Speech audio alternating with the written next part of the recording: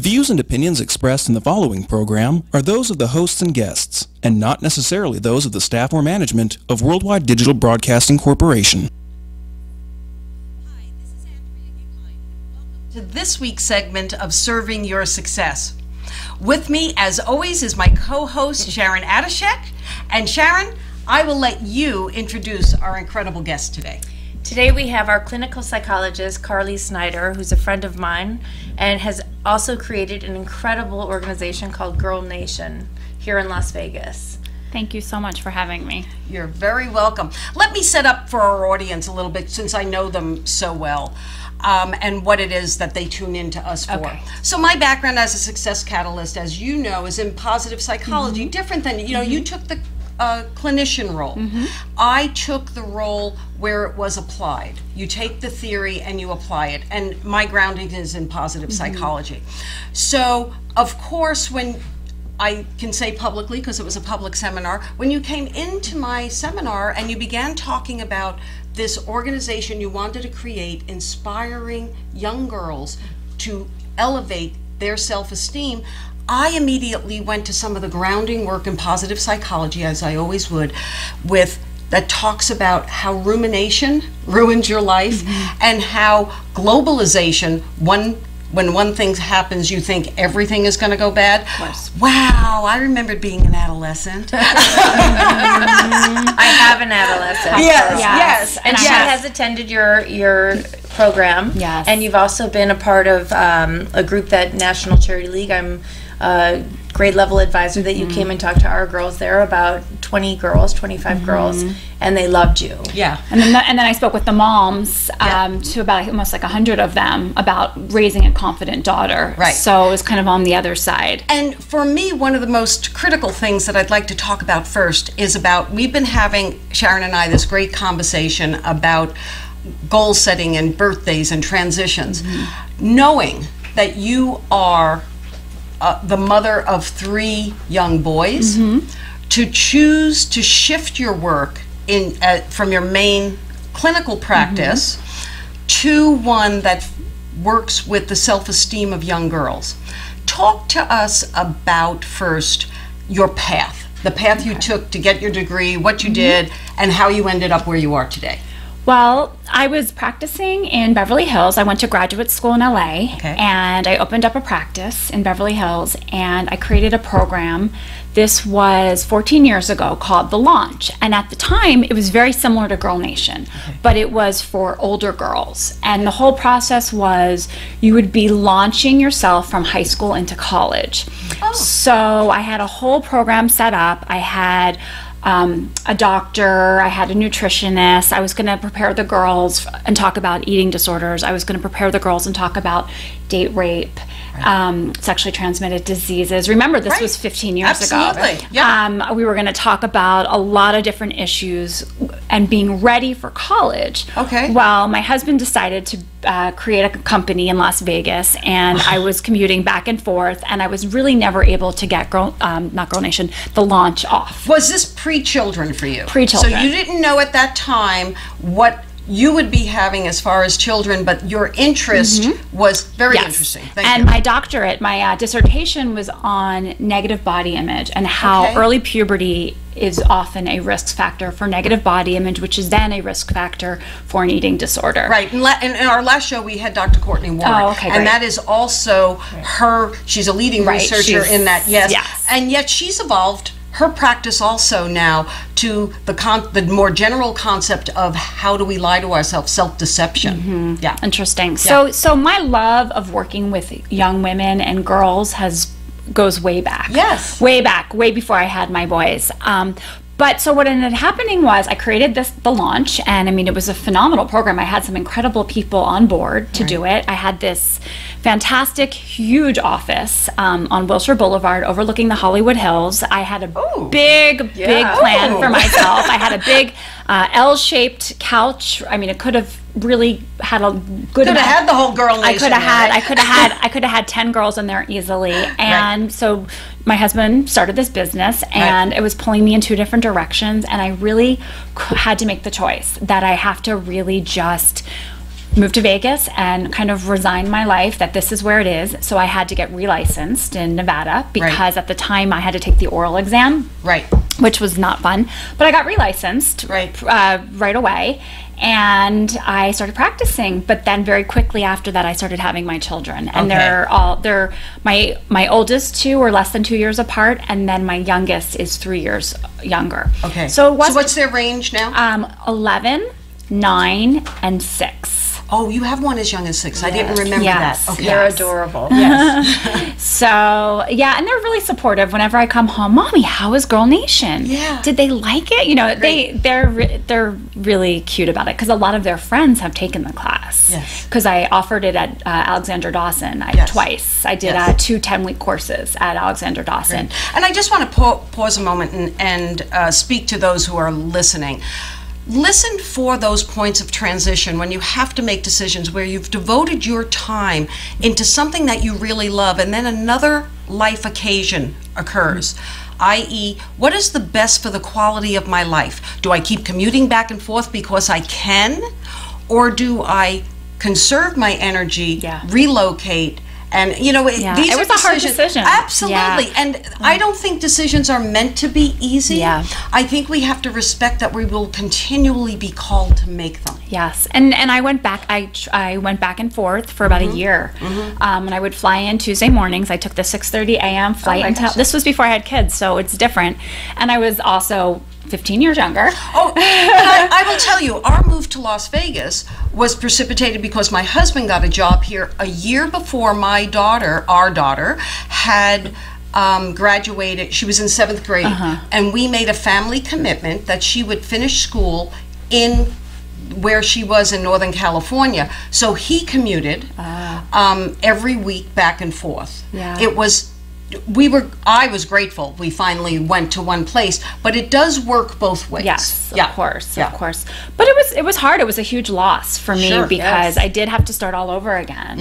And I had done my pre-doc and a lot of hours in Los Angeles, so that's really where all my contacts were. And I had really built up a clientele. Sure. And then this new program, the launch, was going to be my next baby. Sure. And that never was able to get going. So Girl Nation really grew, you know, so now fast forward to 13, 14 years later, the world is a different place. By high school, these kids know everything. Correct. So we need to really educate them and empower them much younger. Right. So my program was created for middle school.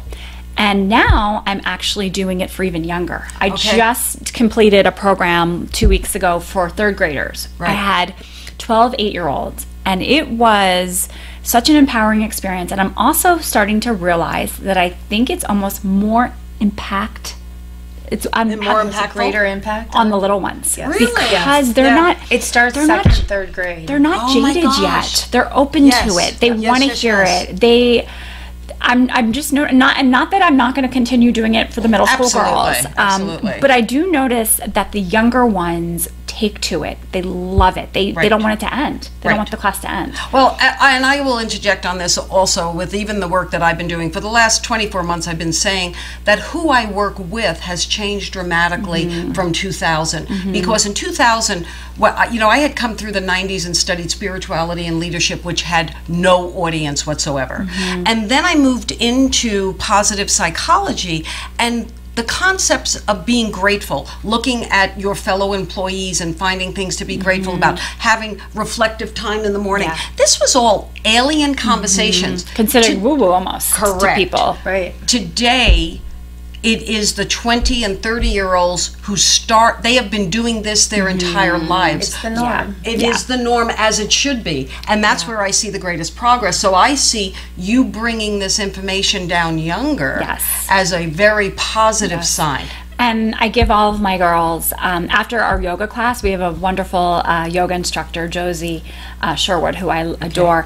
After the yoga class, I give them all Girl Nation gratitude journals. Great. And we talk about gratitude, and I give them something about, actually I even include some research that was done at Harvard for their parents, because it's, it's a one sheet.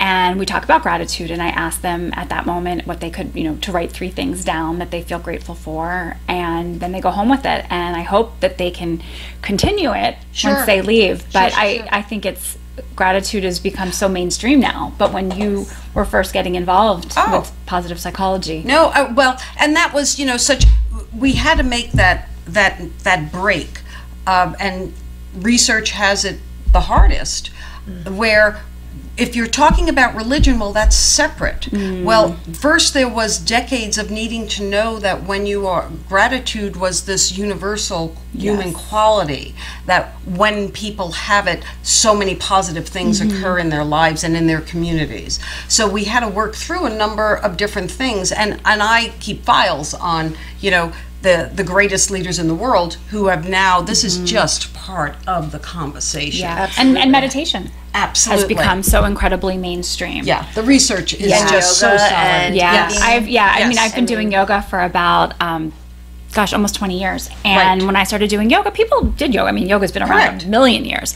But now to see it just on every corner, and it's great. I love it. Correct. So, tell me, Sharon, when your daughter, what was your impetus for putting your daughter into the program, in addition to having Carly as a friend? Say she was not your friend.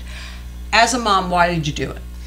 There was so much drama at the school that she was going to, and there was so much conflict and cliques and just negative behavior. A lot. It was chaos. It was chaos. 7th grade for this particular school. Yes. And so I went, I said, I think you need to have this program. And a lot of kids actually that were part of the problem attended this program. I think Sydney would have had a better experience had... Sydney is Sharon's daughter. Oh, I'm sorry. Yes, thank you. I mean, they were a lovely group of girls, but unfortunately, the majority of them were from one school. Yes. And I think it's much more powerful and effective when it's not, when it's a little bit more of a mixed group. You know what? As the two of you were speaking, a thought came into my mind, just beginning to understand your program more and more. It sounds like we need it at this time in our country, a program called Adult Nation that we all go to. Well, John will come. Yes. John will come. And I often talk about that to my girls. I'll say sometimes, the mean girls, they sometimes have the mean mommies. Yes. Right. And I said, just because they're mean girls doesn't mean they're going to be nice adults. Correct. So I think it's so important that we really change our ways and find kindness and empathy and compassion now, because that's what's going to happen. Yeah. And I think that you could actually, this would be a great thing to continue for all grades from 2nd, 3rd grade until senior year in high school and even in college. Yeah. I think they're great coping skills that you teach these girls, and just to be able to open up the forum where there were I've never seen the girls in my National Charity League speak as much as when Carly was there. Yeah. Girls who I've never even heard speak. We're leading the discussion. And what do you attribute that to? I think Carly's personality, I think her professionalism, I think, mediating, kind of setting the ground rules and bringing up topics that, were neutral in the room. That she was facilitating this conversation about cliques, about how to deal with friends, what's a good friend, what's not a good friend. And I think without any adults really present, I was set back. Difference. The girls really did open up and talk freely that I've never heard them talk like that before. Yeah. Great And then facilitation. we had a tea the other day, and I went up to the moms and I said, did you get any feedback from this session? And she said, several mothers were like, my daughter came home and thought it was the best speaker meeting she's ever attended. That makes me feel great. They really did get a lot out of it. And even the ones that were the most hurt, or were, the ones who really were like, oh, I didn't have anything to do with it. The girl who said she had no drama said it was the best meeting she'd ever heard. Really? Because she didn't realize how much drama there was going on around her and others, at the girls in her grade. So it was very normalizing for her that it's she not. went home and was like, I cannot believe how much drama is in these other schools. Yeah. Right. So, and then the girls who were in the middle of the drama were like, it really helped. It was really therapeutic for them. They really got a lot of resolution out of it Yeah. and information. Yeah, and we did an actual activity at the end, which I think kind of really culminated it, where it was called a completion letter, where I gave them all stationery, and they could write a letter to somebody, and we were going to rip the letter up. Sure. They were never going to give the letter. So right then and there, their guard was down. Correct. So they were given a letter, and they had to choose somebody who either hurt them or they hurt, and it was a chance for them to say everything they felt. Right. An opportunity, because a lot of times you have all these things you want to say to somebody, and then you're in the moment and you forget. Yeah, and let me just speak to that. In general therapeutic situations, which we've all been trained to, that's the type of technique you would use around forgiveness. Generally, when the adults came into your office, when the adults come into my practice, long before we ever get to what is wrong with your business that needs to be corrected, we're generally cleaning house on someone or something, either in your business or your life, that has to be forgiven. And the process of writing the letter is a very standard, I don't know when it was created, but I know that that's a very standard therapeutic process. And the fact that children would now be being given that process is really a compliment. Yeah, and I think, some of them needed 2 and 3 pieces of paper. We kept giving them more and more time. And because I said, free associate. Sure. Don't worry about the grammar. Don't worry about the spelling. Just speak and talk from all the things you wish you would have said. Correct. Knowing that you will never give this letter to that person. Correct. So I think it really gave them just an opportunity to really get it out. So back me up for a moment, though. So you did your transition, then you started to have boy children. Yes. One after another. Every time I went to the doctor, and it was actually Doctor, I don't feel it well. wasn't Sharon's husband, but it was Sharon's husband's partner in his practice. It's another boy. So yeah. Yes. 3 boys. 3 boys. At what point after having children, going through, 3 boys relatively quick over this, when did your original desire start to bubble up again? Well, during all this time, I've had a private practice. Right. And during the years of raising my children, I also worked at an eating disorder treatment center called Center for Change, where we did a lot of very interactive activities with our girls around self-esteem and around, finding their voice. Because a lot of times with eating disorders, their eating disorder becomes the way that they have a voice. They don't have a voice. They restrict, they purge, they exercise as a way to cope. So one of the things that I was in charge of while working at Center for Change was developing a lot of the activities for the girls. So I've kind of been in a creative place. Correct. So and because of the launch, I had that, and I knew that this was something that I had to go back and visit again. How many years transpired before we met in 15? You came to my workshop in 15? I had already started. I had already. I hadn't done your first program yet. First program yet. It was like the thing at the end of that day. I remembered you this is, and that was the purpose. That was a particular part of my Don't Die series where you come come on. Gotta move along here. Get going. Yes. So I had written it out. I had done a ton of research. I'd seen what else was out there. There's some other programs like mine, real different, but similar concept of getting girls to come together to connect rather than compete. Right. That's really my mission, is because girls need each other. And the research shows when you have a good friend and you have support, anxiety, depression, eating disorders, cutting, overall health is just increase. Right. I went to an all-girl high school, and I always swore my daughter would never see the inside of an all-girl high school, because I have always lived as best I could take the drama out of the trauma. Yeah. And my friends weren't as good. Now, I grew up in a house with boys where my feelings weren't really acknowledged very much. My mom is kind of the same exact way. We were kind of cut and dry people. And I had to grow into emotions, much to my mother and brothers and fathers, you know, upset these days. They really wish that I could go back. She found her emotion. Oh, no! And Andrea, she's so hard to be with these days. So hard to be with.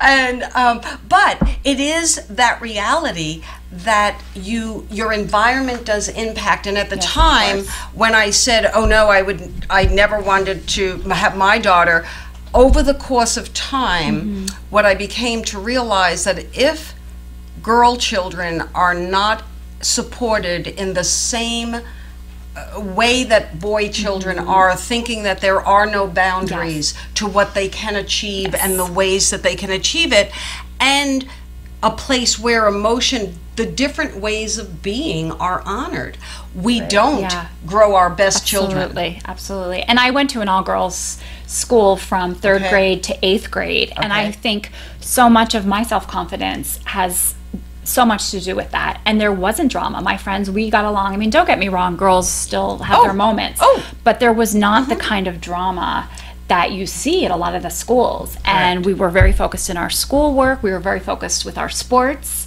We wanted to do well. It was really important to us. And, you know, we were student council. We weren't competing against the boys. We weren't worried about how we looked in class. We weren't worried about dumbing ourselves down so the boys thought we were cute or funny. You know, so it was really, I think, because of that. And that's another part of why I talked about that a little bit at the National Charity League speech. But I think it's very important for girls to have an all-girls setting, whether it's a National Charity League organization they're involved in, a Girl Scouts, coming to my program, or an all-girls school obviously is great, but just somewhere where they can be with each other.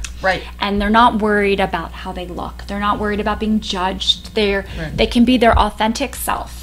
And really, and I think, and have fun together. You know, and it's interesting because in Don't Die Waiting to Be Brave, which is basically using my formula of life transition, but using my own story, there is a chapter on finding your voice, where something very specific happened in my life, and I knew that there was a difference where instead of just being quiet about it and letting it go. And what I had to personally learn many, many decades later than you're teaching the girls is not to give up, not to raise my voice, which I knew from psychology. I now have a line that says the lowest whisper wins. We don't have evidence of that in our environment at this moment, but that does not mean we are wrong. Okay? And I think that's the greatest lesson we're being called to. Like, don't lower the tone of the conversation so that the content becomes what you act on. I think and I think that for development, that's exactly what you're trying to do. It's not about the fact that you don't want boys to, like, of course we want, or you know, like, we are mating people, whether it's boys and girls or whatever. You want to mate. That's just part of the human process. But I think when you see girls kind of dumbing themselves down to get the boys' attention and maybe not raising their hand as much in class because they don't want to seem too smart. I think that's where there's really a problem. Absolutely. But don't you think now it's more about social media? That they're not speaking, they're texting. And what they're saying, it is all about content. And that's where a lot of the issues are now, that the social media has created a whole new sort of drama. I think there's some really wonderful stuff about the social media, because there are so many children out there that are so isolated and shy and have this world and connections and have friends. I have a patient who has a friend in D.C. She lives here in D.C. and Pennsylvania, and at first I thought it was very strange, and I kind of said to her, you know, let's try to find people here that face to face. But what I've come to realize, and I think, is that is more the norm. That kids really it expands have your potential. And these people actually, and she does have friends. You know, who do you sit with at lunch? You know, I really want to know who she's. But these people, she's connected with them, and they're there for her, and it's getting her through a tough time. But on the flip side of it, I think social media can create so much comparison among girls, and that whole fear of missing out Right. And also just and being mean and they're a mean. waste of time too. Yes, Think of all huge the waste time. of Those time. mean girls. Well, they want to see who gets so many likes. Yes. And Yes. you know, it's And a competition. there's now a lot of studies on that. But I will tell you, going back as, 10, 15 years, I remember doing a chart for my business clients in workshop, and it was called Time Vampires. And the Time Vampires was how much time were you spending on these alternative ways where you felt your energy was being drained. And I think it's like all advances. We must swing with the pendulum. We now have seen what the worst of it can look like. Now we have to bring it back into its ability to, it controlled us because we didn't know what it was. Once we understand, we can now use it for our best end. Yeah, I think you're absolutely right. And I think slowly we will find somewhere gray that's going to allow us to be effective human beings. Correct. That actually can have conversations face to face with each other, because that is what's getting lost a lot with these kids. And do you remember when we first worked together in the work around forgiveness? One of the base rules is you have to be able to define things, no matter what has occurred to you, from the basis of no shame, no blame, and no rationalization. Yeah. Now, that's adult conversation. But if you do the same exact things, if children are taught the same exact thing, it takes a lot of the fun out of the sarcasm. Like, there is a point that I wish I could say some of the things that I think, because I think they're pretty darn funny. Right. But they can be hurtful. Right. If I say everything that comes out of my mouth unfiltered, we need to for sure. We need to have filters. We do need to have filters. That's what emotional intelligence is all about. Yeah. And that's what's so great about the youth of these girls you're focusing on now, is that they really are just starting to have that filter. Yeah. Correct. And so that filter goes both ways, and they're willing to be to listen to you and absorb it even more. Yes. Well, you're saying filters, but I'm actually, what I keep experience is that we've blurred the boundaries, we've blurred the lines of what's okay.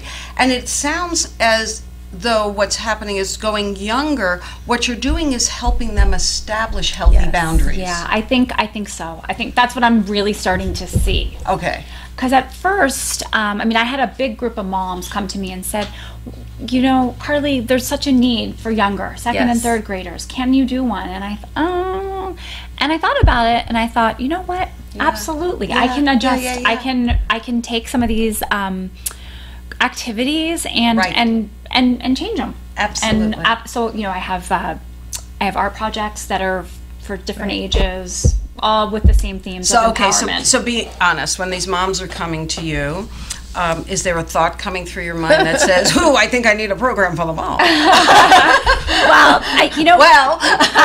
Believe it or not, the majority of the girls who've taken my program all have really healthy moms. Okay. Because I think the moms that are drawn to it tend to be the moms that want this. Yeah, they for their see it as kids. familiar. So I think now it's still I'm such a small I've been doing it just a year, but I think eventually, and there have definitely been some moms who have acted like kind of, oh, that sounds cool, but you never hear from them. Correct. And maybe sometimes those are the moms that you think their kids really need it. Yeah. So, but overall, I would say the majority of the girls so far who have been taking it, the moms are really healthy. Oh, cool. Yeah, because I've a lot of times I'll talk to them about body image and how they look at themselves and kind of what they see at home, and a lot of them have moms who are not putting themselves down in front of them, and they're not dieting in front of them, or well, but then that always raises the question that one of the pitfalls that we do, whether we're in business, no matter what it is that we create, we find our comfort zone. We find that place where people are naturally attracted to. I have that. I mean,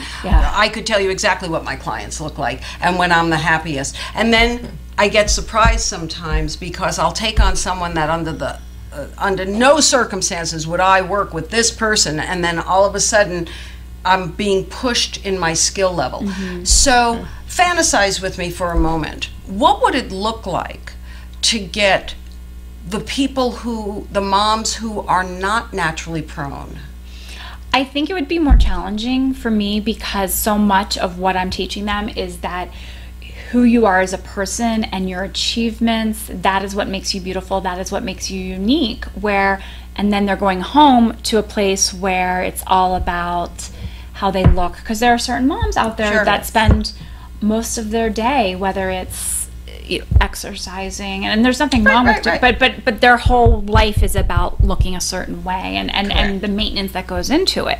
So here I'm teaching them it's so much more, you're so much more than your outward appearance. And I've got to tell you, you know, clearly we're all healthy women of all different ages. Last week we had on Dr. Courtney Warren, a very statuesque, very beautiful woman, and yet our identity is based in our self-confidence and how we have developed our lives, what we have done in our lives. So it's not as though these are mutually exclusive activities. Completely. I spend a lot of time at gyms and what I call maintenance activities, you know.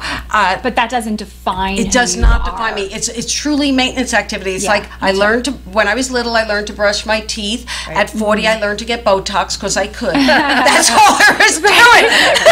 But we do live in Las Vegas. We do live in and the schools that are, you know, that Carly's been going to are of a certain level of money and, you know, looks. There's a degree of social affluence. Absolutely. Yeah. Absolutely. And a lot of those moms of the girls that I know that have attended your classes do spend a lot of time on their looks and their physique and Well, but I'll give you the opposite side of that. My daughter's involved as the managing director of an organization in LA called Grocery Ships, where the group process, I bet, is very similar. Like that program focuses on introducing people who socioeconomically do not have access to great food, such as organic food, actually providing the food, teaching them how to use it. They will have segments over a 10-week period doing yoga, the same things that you would be teaching your students. She's teaching in South Central LA through her program. And I believe our greatest goal is to see that these are not socioeconomic activities. Taking care of yourself, making sure your mental and spiritual health is intact is a right of all of us that needs to be cultivated, and we just do it in different ways across different, I mean, I will be doing the same thing in my work, and trust me, the people I work with are rich, but they still need those same tune-ups. They need to be reminded, what does it take? How do I live the best life? What does that actually look like? So tell us, we sign up our girls. So my website is itsgirlnation.com, girlnation.com, and you will go to the calendar section and you'll see the up and coming workshops. And you can click right on it and buy a ticket. And it'll talk about, my website talks about me a little bit and my background, and then of course the program. Now, I want you to actually take me to one of your days. How long does it last? What's it look like? What do I do? What kind of fun do I get to have? So 2 weeks ago was the Girl Nation for the third graders. And they got there, and what did we do? We did an icebreaker where I gave them each just a little slip of piece of paper, and they had to say their name, and one piece of paper said, my most favorite day with my best friend. What would that look like? Another one said my favorite restaurant and food to eat. You know, just little things, just to kind of break it up. So we spent just about 15-20 minutes doing that. And again, I'll tell you, that's a very typical thing. You in any corporation in America today, that same exercise and that same icebreaker, a version of it is being like, who do you like to work with the best? Who do you get along with the best? Truths and a lie. Absolutely. Yes. Perfect. And, so just real basic thing. And then there was some more. If I'm having a really bad day, what helps me feel better? A few of them interspersed in there, and then I usually do one big art project with them. And for this particular art project, there were many parts to it, so I had them pick their colors, and I made them paint their canvases first. And this project was called I Am. So I had pieces of wood, I, and then an A and an M, and they picked their I Ams, and they picked their quotes. I had a whole table of different words and different quotes to describe them, and they brought a picture of themselves. So I had the first part, they painted their canvases, painted their wood pieces. We let that dry. We went into friendship, and we got into a circle, and we talked a lot about friendship and what makes a good friend. I had them do a friendship test, They were asked to pick somebody, and then they sat down and they filled out kind of almost like a true and false test to see if this person really is a good friend. Right. We think that person's a good friend, but yet, and then we talked about friendship for a long time in different circumstances when their feelings had been hurt, and maybe were they ever in an environment where somebody else was mean and they didn't stand up for that person? What could they have done? So we talked about that, and they had a lot to say. That's a really important, that's the core of like young girls. Yeah. Yes. They just want to have good friendships. Yeah. Yes. Even though it could only be one or two, they just... And I will So tell important. you that one of the luminaries in the field of positive psychology, Dr. Chris Peterson, who basically did all the values research, he had always stressed how much people matter. Yeah. And I think that we forget that in striving for success, that who we attach ourselves to help either bring us up or knock us down. And if we can start teaching children as you are, because honestly, Carly, you are describing every exercise I've done in every adult program I've ever administered in business. Yeah. It is the identical, and that's what's so incredible about the work that you're doing. Thank you. You're really we're acknowledging that the research is solid. We know what works. We know how to make your life better. Just do it. And I talk a lot about, I don't go too much into bullying, but I talk about that there are kids who have committed suicide because of bullying, and that the research shows that if that child had had one friend, one person who would have stood up for them, it would have changed the whole journey of that person. So we talk a lot about being an upstander, and just because you're not being made fun of, but somebody else is, as girls, we need to be there for each other, and we need to stand up for each other, and that's taking a risk, finding your voice, being heard, and that it's hard, but that if you keep doing it, it gets easier and easier, and that eventually it's going to become part of you. Okay. Now, by the end of the day, what's the goal? Like, what happens at the end of the day? Well, after friendship, we then do snacks. But what we do is I have them make green smoothies. Okay. I had a nutritionist help me for a little while, and I think having them make the snacks themselves, I think is much more fun. Communal cooking is such an incredible... So I split them off. 4 people, they made guacamole. They had avocados. They cut the avocados. I did all the, the knives stuff. They had limes. They made guacamole. Another group made green smoothies. And then another group, I cut up apples real thin, and then they put nut butter, and they sprinkled it with chocolate chips and different kinds of granola and different. So we did a lunch like that. Yeah, absolutely. We did it. I did it as a we did that together for one of Sharon's birthdays. I've done that with my CEO clients where I brought them all together and I made pizza. I had the dough already made, but everyone had to make the pizzas together, and I videoed it. There is something about laughing and sharing that just takes energy, the negative energy down, and you realize more commonality. And they're so proud of their green smoothies. They were so excited to pass them out to everybody. So everybody got a green smoothie. Everybody got some apples, and so that was the snack that lasted about 40 minutes. And then we have yoga. We have Josie come, and then we talk about gratitude and the gratitude journals, and then I do the completion letters where they write letters. And then we do a balloon ceremony where I let them rip up the letters. And then they take one little piece of the letter and they tape it on the balloon, and we let them go by. And I had a client last week. We were in the middle of a process. She had gone through a letter writing process for me, and she came over and she said, I bet now I'm going to rip it up. No matter the age, the technique is the same. So, but I've done a ton of different art projects. That's just one of the art projects. I've done mirrors with the girls where I talk a lot about, I make them hold the mirrors and say something that they like about themselves. Sid did that one. She thought that was really effective. She loved it. She did. And that's Virginia Satir's work out of the 60s, the mirror work. And then for the older girls, I've shown them videos on the media and social media and body image. These girls are a little young, so I didn't kind of goes over their head. So at the end of the day, they've gone through a complete process. They've completed it. Is there a continuation? Well, I do have more classes. I have Girl Nation too. So it's originally I wanted it to be like every week but the problem is we as a society, my kids, her kids, they're so All busy. kids. They're Yeah. so So busy. busy. Yeah. So to really have it as an ongoing thing, I think is a little challenging. So I'm going to be doing a Girl Nation 2 for this particular group, and so I keep offering But them. she does it in like it's 4 hours. Oh, it's- That's a it's big 5 hours, yeah. 5 hours. That's a Wow. big chunk It's of time. long. It's a Big long chunk of time. But the funny thing is, it goes by so fast. Every Oh, yeah, single I'm not- time they say to me, It "It's does over." go by really fast. Yeah. Yeah, they love it. Oh, when are you 2 gonna hours. do- You when were are you there gonna 2 do another hours the one? other When day. are you Right. gonna- Right. So it's easy for them to take it again because Correct. I have enough material. It's the same topics. Same but topic. we No, go, I we go mean, deeper. someone has asked me about my Don't Die workshops, and I always laugh, and I said, there are 4 main principles that I work with.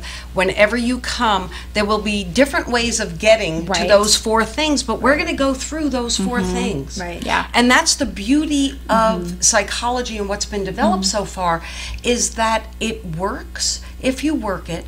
And now what you're finding is that we can bring these processes, the younger we bring the processes down, the better we are. I think so. I'm Yeah. really seeing that. Yeah, that's Yeah. super. So if someone wanted to get in touch with you about your program, in addition to the website, do you want to give out a phone number? Is there anything else? You just do the website? Yeah, through the website because it connects me right to the Okay. Girl Nation email, and you can email me right from the website. I spoke at the Meadows School, the health department for 7th grade. They asked me to come, and I talked about body image, and I spoke with Sharon's group. So I've been doing some speaking engagements as well, and I'm open to coming to a Girl Scout troop and doing an activity. I know I've been Right. asked to do a lot of those kind of things as well. Great. And also, she's on Instagram. Oh right. Oh, yes, Instagram. Yeah, I have a great. Yes. I love my Instagram. I love your And I've Instagram. connected with girls all over the world. and it's at great. Girl Nation It's LV, right? at Girl Nation LV, and it's all positive body image, positive self-esteem. Really, just That was that was one of the things that, when speaking to my daughter this morning, who, as I said, runs grocery ships in LA.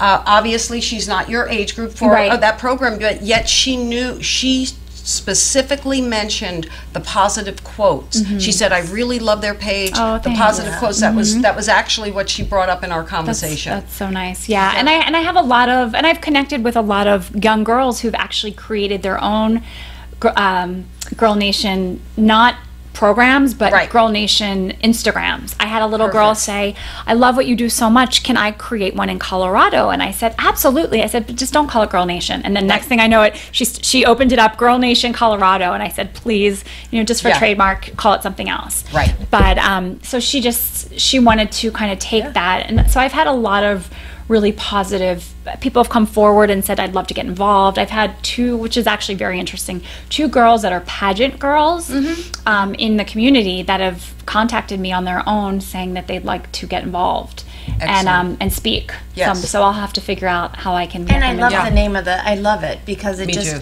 it's so universal. Like everybody wants to be part of this nation. And it's a all movement. girls want to. It is a movement. Yes. And so Sydney in the last 2 days saw your Instagram and has had my husband print out hundreds of quotes and Oh, cut see, them and that's has so now made the wall above her that's bedroom great. all the different quotes. Oh, That's so great. thank you. Oh, Yeah, I'm so and glad. the only thing that I would say from a devil advocate standpoint, I always become sensitive when we isolate. And Girl Nation needs to be Adult Nation, and it needs to be boy. This is a great thing because it's focusing on a group that Yeah. clearly has different needs to find the voice. But in our hearts, we have to keep it open. And if to the somebody, possibility. yeah, and if Yes. somebody wants to approach me and create a Boy Nation, I'd be more than happy to be involved, to be Yes. on the board, to oversee it, to help Yes. create it. Yeah. But my biggest thing is wanting to expand exactly. this. And I think yeah. that's one of the greatest things about being able to be successful. You must focus, you must follow up, and you must follow through.